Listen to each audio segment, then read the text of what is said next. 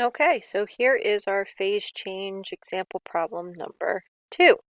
And this is asking us how much energy does it take to change 75 grams of steam at 123 Celsius to ice at negative 13 degrees Celsius.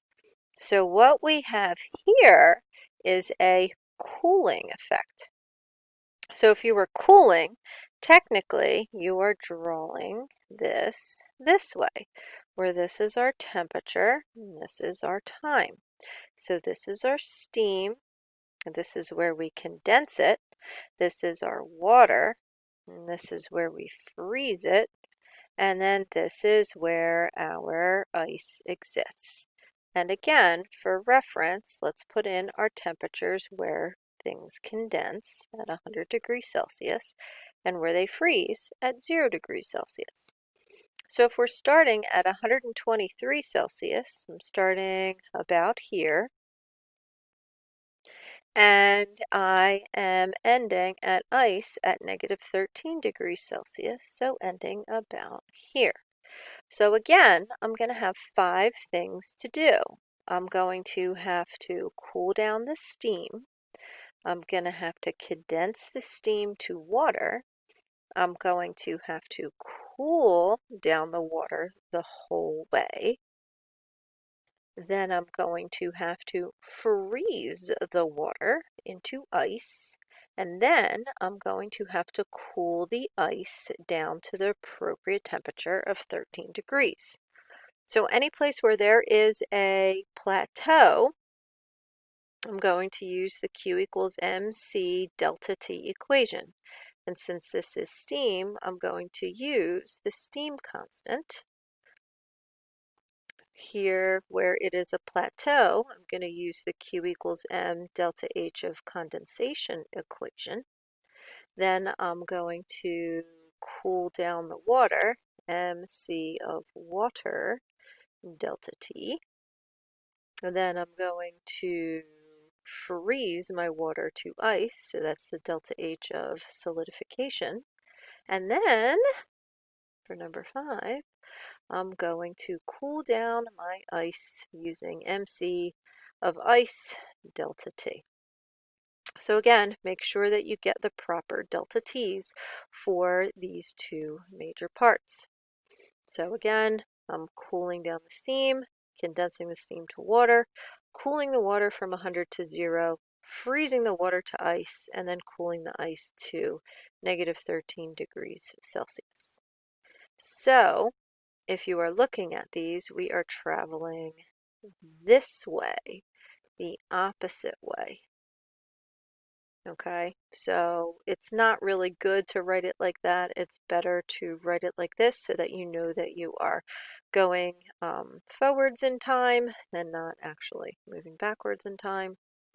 But you are going to be using similar equations to the example problem 1, and that is where you are cooling the steam from 123 degrees Celsius to 100 degrees Celsius, so our delta T, Tf minus Ti, will end up being 100 minus 123. Oh, hey, look at that. It'll be negative 23 degrees Celsius.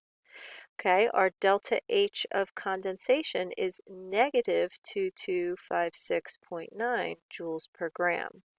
The delta T of water is going to be 0 minus 100 degrees Celsius, or negative 100 degrees. Freezing of water, our delta H of solidification, is negative 333.3 joules per gram.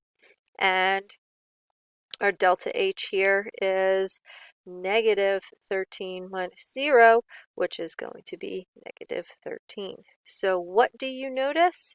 These all have negative values.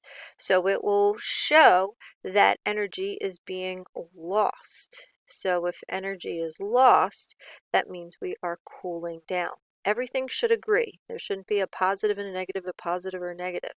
They should all agree. So again, take a good look at this, making sure that we have it all right here. Okay, the first part, we are cooling down the steam. Okay, it's a negative value because it's going from 123 down to 100. So that means you have negative 23 degrees Celsius as your delta T. That's the most common mistake that we see there.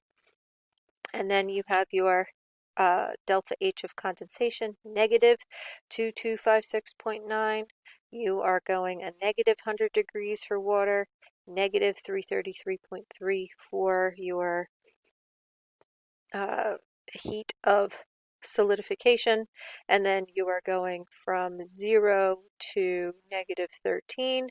So negative 13 minus 0 is negative 13 Celsius. All of these are negative values.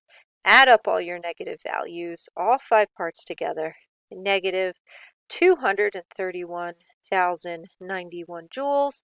It is polite to change that into kilojoules by moving the decimal place 3 times, and you get negative 231 kilojoules. Okay? And that, my friends, is how you are going to cool down water and be able to calculate such as that.